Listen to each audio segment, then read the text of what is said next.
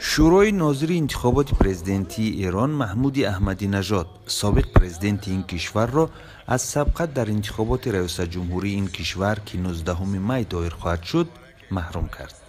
سال گذشته رهبر جمهوری اسلامی آیت الله علی خامنه‌ای به احمدی نژاد مشورت داده بود از تلاش برای کرسی پرزیدنت ایران دست کشد، ولی احمدی نژاد گفت که این تنها مشورت بود. احمدی نژاد 2 دفعه پرزیدنت ایران انتخاب شده است. او برنامه هسته‌ای ایران را همه‌جانبه دستگیری می‌کرد و اصرار می‌ورزید که هدف‌های آن صرف آسایشته هستند، ولی ممالک غربی به او باور نداشتند و بر ضد جمهوری اسلامی تحریم جاری کردند. برای شرکت در انتخابات پرزیدنتی ایران بیش از 130 کس نامزدی خود را پیشبری کردند. پرزیدنت کنونی ایران حسن روحانی هم یکی از داوطلب‌های کرسی ریاست جمهوری این کشور است. ایران با تروریسمی که با پول